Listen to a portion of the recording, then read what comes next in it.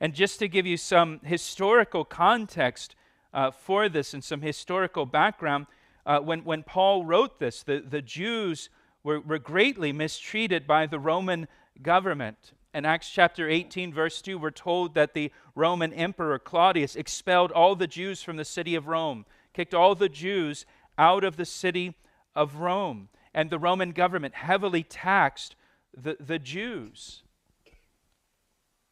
and abused their authority over the Jewish people.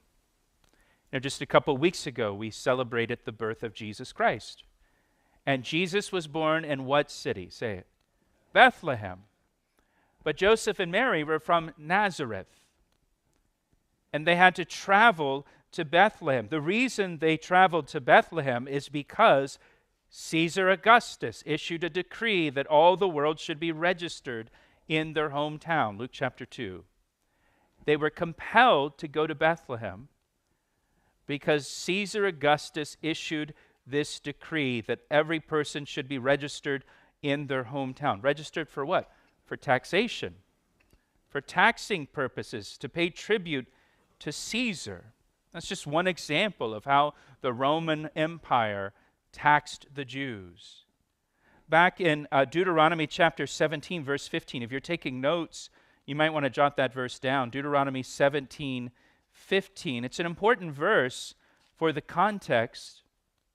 Deuteronomy 17:15, in the law of Moses, it says, "You shall surely set a king over you, whom the Lord your God chooses.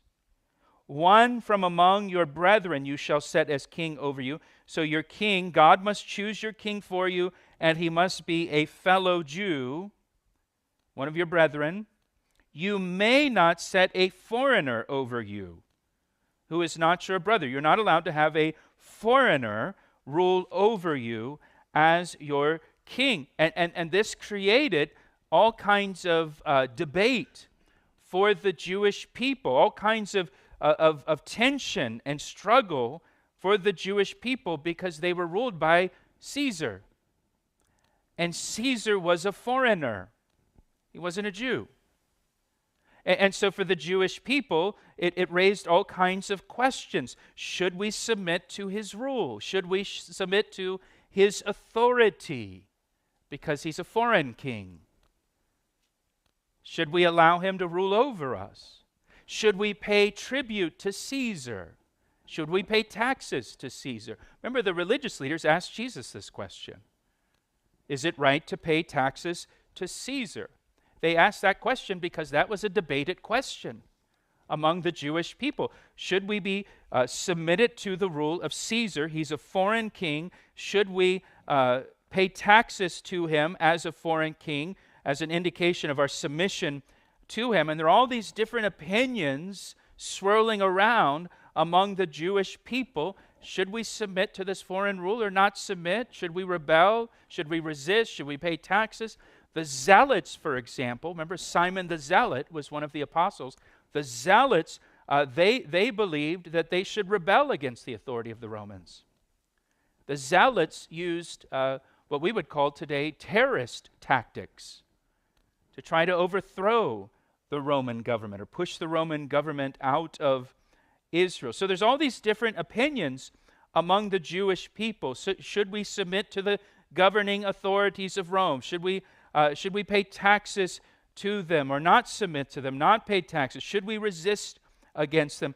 And Paul addressed this issue directly here in Romans 13, and Paul gives the answer for Christians. Every soul should be subject to the governing authorities. Every soul should be subject to the governing authorities. And then Paul tells us why in verse 1. Look at the rest of verse 1. Let every soul be subject to the governing authorities, for, here's why, there is no authority except from God. And the authorities that exist are appointed by God. The reason we submit to the governing authorities as Christians is because all governing authority comes from God. God ordains governing authority. Those in positions of authority have been placed there by God. It's important for us to understand this, that government comes from God.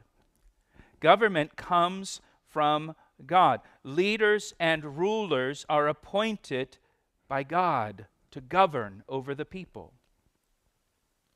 And so God is the head over government. He is the head over all governments. This is why Jesus is referred to as the King of Kings and the Lord of Lords. He is the King over all kings. He is the Lord over all lords, because he establishes governments and he establishes rulers.